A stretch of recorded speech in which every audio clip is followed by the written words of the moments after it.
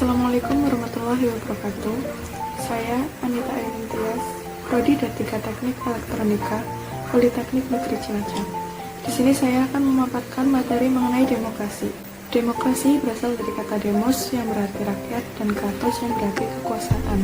Dan apabila digabungkan, demokrasi berarti kekuasaan rakyat.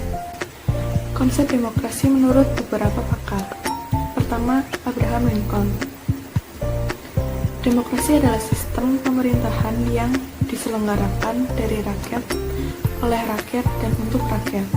Kedua, menurut Carlos Castaneda, demokrasi adalah sistem sosial dan politik pemerintahan diri dengan kekuasaan-kekuasaan pemerintah yang dibatasi hukum dan kebiasaan untuk melindungi hak-hak perorangan warga negara.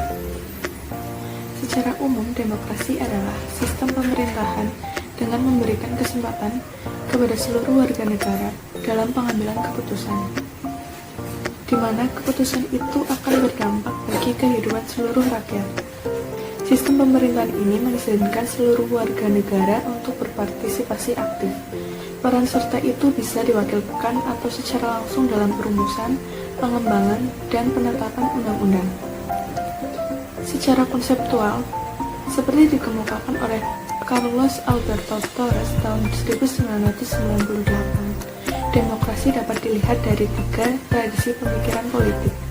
Pertama, teori Aristotelian klasik, di mana pemerintahan oleh seluruh warga negara yang memenuhi syarat kewarganegaraan. Kedua, teori abad pertengahan, di mana suatu landasan pelaksanaan kekuasaan tertinggi di tangan rakyat. Ketiga, doktrin kontemporer, di mana republik sebagai bentuk pemerintahan rakyat yang mutlak. Pemikiran tentang demokrasi Indonesia. Sebelum negara Indonesia menggunakan demokrasi yang berlandaskan Pancasila, bangsa Indonesia menggunakan demokrasi desa yang bercirikan pertama, cita-cita rapat, kedua, cita-cita masa protes, ketiga, cita-cita tolong-menolong. Ketiga unsur demokrasi tersebut merupakan dasar pengembangan ke arah Indonesia yang modern. Demokrasi Indonesia modern adalah kedaulatan rakyat, tidak hanya dalam hal kedaulatan politik, tetapi juga dalam hal ekonomi dan sosial. Pentingnya demokrasi.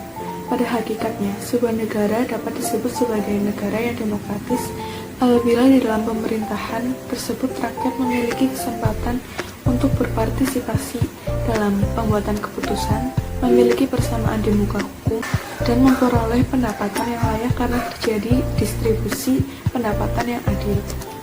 Permasalahan demokrasi di Indonesia. Pertama, buruknya kaderisasi partai politik. Kedua, pemilu biaya tinggi karena masifnya politik uang dalam pemilu. Ketiga, kabar bohong dan berita palsu. Keempat, rendahnya keadaban politik warga. Kelima, masalah pelanggaran hak asasi manusia di masa lalu yang belum tuntas hingga kini. Ada 3 sumber yang menghayati cita-cita demokrasi Indonesia. Pertama yaitu sumber nilai yang berasal dari demokrasi desa. Demokrasi yang diformulasikan sebagai pemerintahan dari rakyat, oleh rakyat, dan untuk rakyat merupakan fenomena baru bagi Indonesia ketika merdeka. Paham kedaulatan rakyat sebenarnya sudah tumbuh sejak lama di Nusantara. Tradisi demokrasi asli Nusantara tetap bertahan sekalipun di bawah kekuasaan feodalisme raja-raja Nusantara, karena di banyak tempat di Nusantara tanah sebagai faktor produksi yang penting tidaklah dikuasai oleh raja, melainkan dimiliki bersama oleh masyarakat desa. Karena pemilikan bersama tanah desa ini hasrat setiap orang untuk memanfaatkannya harus melalui persetujuan kaumnya. Kedua, sumber nilai yang berasal dari agama. Nilai demokratis yang berasal dari Islam bersumber dari akar teologisnya. Ini dari keyakinan Islam adalah pengakuan pada ketuhanan yang Maha Esa. Dalam keyakinan ini, hanya Tuhanlah satu-satunya wujud yang pasti. Semua selain Tuhan bersifat nisbi belaka. Prinsip tauhid adalah paham persamaan atau kesederajatan manusia di hadapan Tuhan, yang melarang adanya perendahan martabat dan pemaksaan kehendak antar sesama manusia. Ketiga, sumber nilai yang berasal dari Barat. Masyarakat Barat seperti Eropa mempunyai akar demokrasi yang panjang. Pusat pertumbuhan demokrasi terpenting di Yunani adalah kota Athena.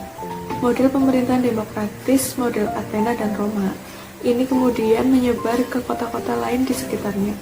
Kehadiran kolonialisme Eropa, khususnya Belanda di Indonesia, membawa dua sisi dari koin peradaban Barat.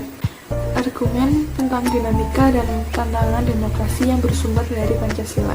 Sejarah Indonesia pernah mengalami dinamika ketatanegaraan seiring dengan berubahnya konstitusi yang dimulai sejak berlakunya Undang-Undang Dasar tahun 1945 Jilid 1, Konstitusi Republik Indonesia Serikat tahun 1949, Undang-Undang Dasar sementara tahun 1950, kembali ke Undang-Undang Dasar tahun 1945 Jilid 2. Dan akhirnya, kita telah berhasil mengamandemenkan Undang-Undang Dasar sebanyak 4 kali. Sikap demokratis kita dapat disimpulkan dari fungsi lain peran Badan Penasehat dan Perwakilan Rakyat sesuai dengan Konstitusi Republik Indonesia pada tahun 1995, yaitu MPR, DPR, dan DPD. Pertama, MPR atau Majelis Permusyawaratan Rakyat. Sebelum dilakukan amandemen atau perubahan, MPR merupakan lembaga tertinggi negara. Setelah amandemen, MPR menjadi sistem yang horizontal fundamental dengan prinsip saling mengawasi dan mengimbangi antar lembaga negara. Kedua, DPR atau Dewan Perwakilan Rakyat. Setelah amandemen, perubahan yang terjadi pada DPR adalah penambahan ketentuan mengenai pemilihan anggota DPR. Fungsi DPR ada 3, yaitu pertama, fungsi legislatif atau membentuk undang-undang. Kedua, fungsi anggaran atau menyusun dan menetapkan APBN bersama Presiden. Dan fungsi ketiga, yaitu pengawasan atau pengawasan pelaksanaan Undang-Undang Dasar. DPR mempunyai hak interpelasi atau meminta keterangan kepada pemerintah mengenai kebijakan pemerintah. Hak angket atau penyelidikan terhadap kebijakan pemerintah, dan hak menyatakan pendapat atau menyatakan pendapat terhadap kebijakan pemerintah. Ketiga, DPD atau Dewan Perwakilan Daerah. Sistem perwakilan di Indonesia merupakan sistem yang khas, sebab di samping terdapat DPR sebagai lembaga perwakilan berdasarkan aspirasi rakyat, juga ada DPD sebagai lembaga penampung aspirasi daerah. Demikianlah dinamika yang terjadi dengan lembaga permusyawaratan dan perwakilan di negara kita yang secara langsung mempengaruhi kehidupan demokrasi.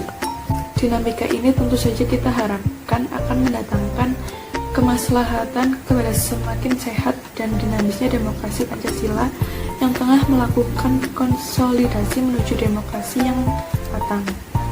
Demokrasi kita selain memiliki sifat yang universal, juga memiliki sifat khas dengan budaya bangsa Indonesia yang berdasarkan Pancasila. Sebagai demokrasi yang berakar pada budaya bangsa, kehidupan demokrasi yang kita kembangkan harus mengacu pada landasan ideal Pancasila dan landasan konstitusional Undang-Undang Dasar tahun 1945. Mahasiswa sebagai akademisi hendaknya mampu menciptakan dan mengawal proses berbangsa dan bernegara berdasarkan cita-cita dari Pancasila itu sendiri, sehingga tercipta bangsa yang beradab dan memiliki potensi masa depan yang cerah dan tidak mudah terprovokasi untuk merusak tatanan Pancasila itu sendiri.